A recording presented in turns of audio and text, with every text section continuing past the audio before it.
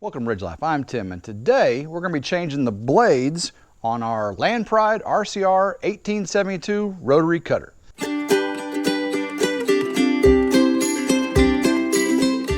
I just got our rotary cutter back from the shop. We had got the tractor stuck a while back. You've probably seen the video of it, and we disconnected the cutter from the tractor, got the tractor out, and then we pulled the cutter out of the ditch. Instead of lifting it and removing it, we pulled it. When we did, we ripped the bottom of the gearbox out, and we had to get $1,400 worth of damage repaired. We got it back, and the second time I used it after getting it back from repair, I fling a blade off. The blade broke right at the pin, and of course it started jumping around and getting out of balance, and I had to shut it off real quick at the PTO. It's pretty scary actually, and you're going to be amazed at what that blade actually did. So we just started cutting. Again, the second time I used it since getting it repaired. Just started cutting, and all of a sudden it started violently shaking. And I turned the PTO off, and I thought for sure that one of the blades, had gotten hung up under the other blade, or the stump jumper. And no, when I got under there was a blade missing. And I looked around, and you can see this right here, guys. Look at this. We jumped that blade right out through the solid steel housing of our cutter. I mean, it went right through, and I never did find the blade, so it's off in the woods somewhere. I'm lucky it didn't go into the tire, into the transmission of the tractor, or into me. So we're going to change the blades on our 1872 rotary cutter here. Now for the Land Pride RCR 1872, there are two different sets of blades for this device. You got to check your serial number, and you can give the dealer your serial number, and if it's below a certain number, it's this set right here. And if it's above that number, it's another one. The newer one, believe it or not, is a little bit cheaper than the older one. These are about $50 a piece. And man, that's some thick steel. The ones we're going to be replacing today, again, are the older model, and it's the 820-199C. Again, these are the cutter blade for the RCR 1872. It's a 1/2 inch thick by 3 inch by 31 inch counterclockwise rotation. Before you just jump on there and start changing these blades out, you need to take safety into account. We've got our cutter still attached to our tractor via 3-point. I've got it raised. I got the tractor in emergency brake set. I got the key in my pocket, so ain't nobody gonna be able to start it. And we also got the cutter blocked up in the back. So just something was happening to the hydraulics on the 3-point. I got block on that side and block on that side to keep it supported and doesn't smash me while I'm under there. Tools you're going to need to perform this job for the Land Pride RCR 1872 is a 1 11/16 socket. 1 11/16 socket. I've got a 3/4 inch right here, and I've got a 3/4 inch to a 1/2 inch adapter, and I'm going to be using my 36 inch breaker bar with an extension to try to break these lock nuts off these pins for the blades. You're most likely going to need some WD-40 or this type of spray lubricant, penetrating oil, to get down in there and loosen those up ahead of time, because they are going to be on there tight. Now, if you got a 3/4 inch pneumatic impact wrench, it's going to make quick work of this, and you're a lucky person if you've got that where you have your cutter. If you don't have a 3/4 inch pneumatic impact, you can try the battery powered ones. The 3/4 inch battery powered will do the job for you. 1/2 inch, I don't think 1/2 inch is going to do you much good. I just don't think they have enough power to get these lock nuts off these pins. I've seen some people use torque multipliers, and if you get those cheap ones off Amazon, you're just going to destroy them. They're not going to get these nuts off these pins. Now these nuts are special nuts, and I'll show you what they look like on these pins when I get them out. But they're gnarled. They're gnarled, so they act as a locking nut on that pin, and that pin is kept in place by a keyway or a shoulder. That way it doesn't spin when you're trying to take the nut off.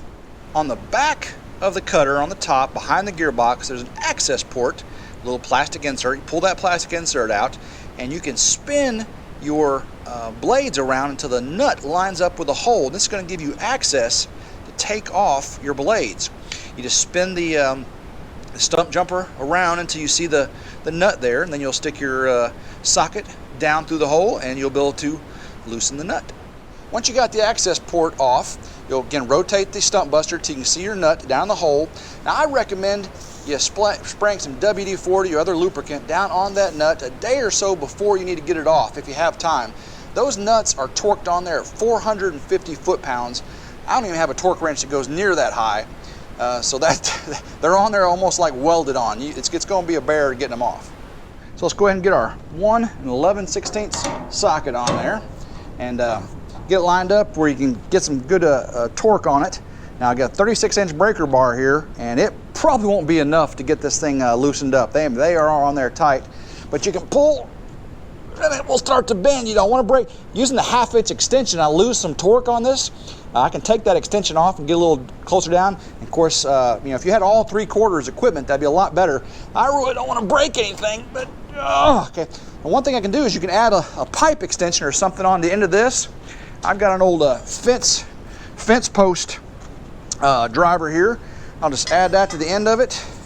And I'll hold on to the handle. We'll see if we can break this. Watch this.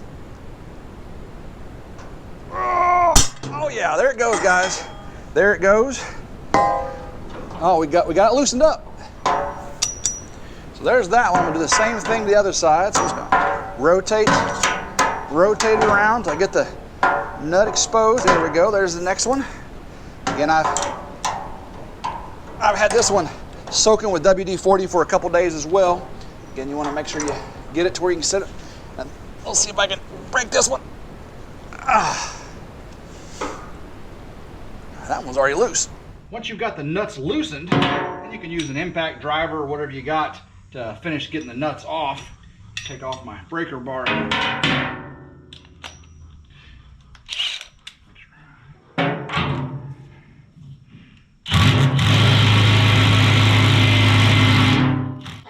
You can tell that those being lock nuts, they're going to have tension all the way up. So you're going to have a pretty stout impact driver or wrench. Now this is just a driver, so it doesn't have, and it's only a 3/8 driver at that. It doesn't have much power. Your impact wrench is going to do a lot better job of this.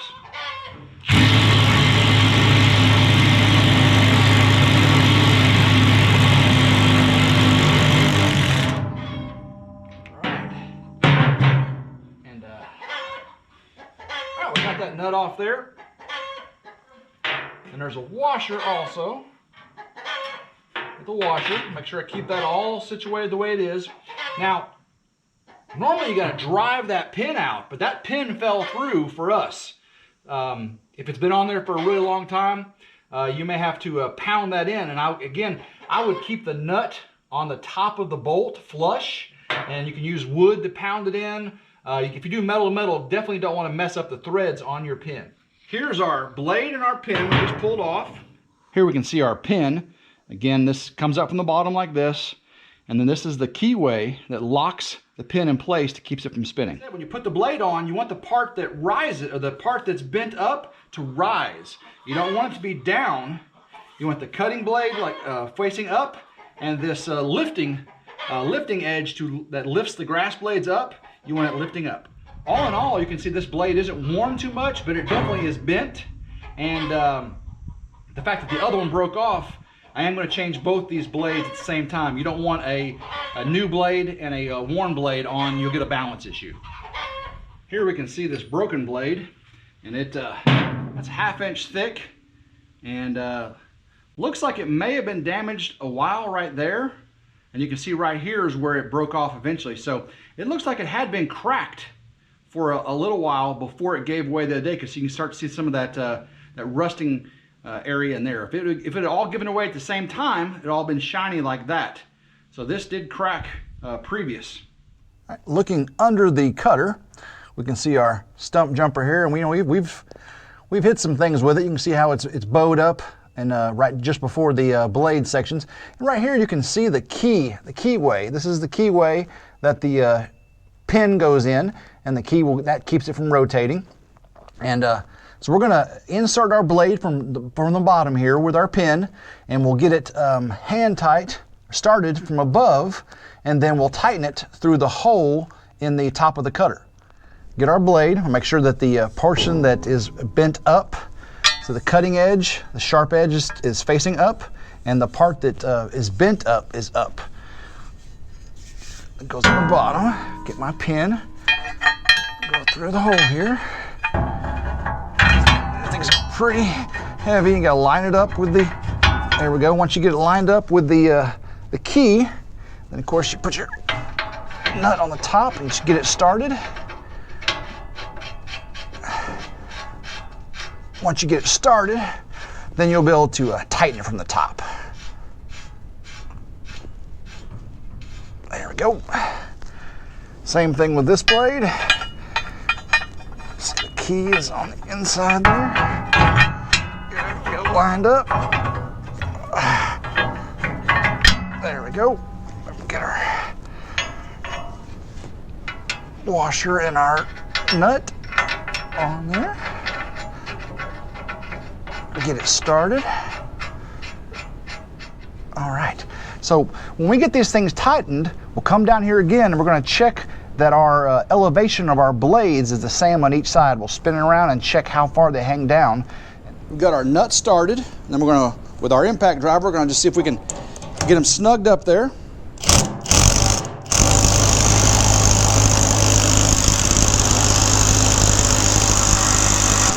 Now that we've got the blade on, the pin is inserted all the way up to the shoulder. The shoulder is what allows the blade to spin freely, but to have the pin still be fully inserted so the nut can tighten. Of course, the pin is in the keyway, and once you've got it snugged down with your impact wrench or driver, you want to tighten it 450 foot-pounds with a breaker bar or torque wrench if you've got one that goes that high. And of course, you'll see it starts to deflect, and I'll break this half-inch extension, half-inch breaker bar. So what I'm going to do, take this off, take off the extension, and then we're going to go straight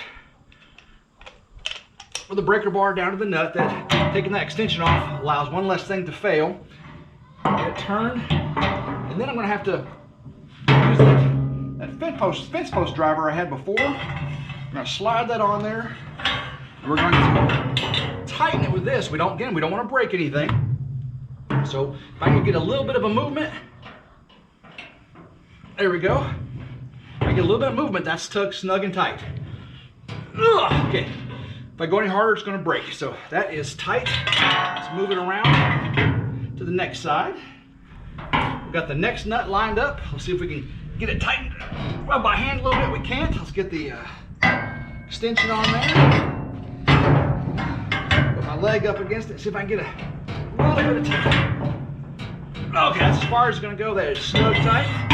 So we're hoping that's 450 foot-pounds. All right, now we're going to check and see if our blades spin freely. They do. Get that one. Check this one.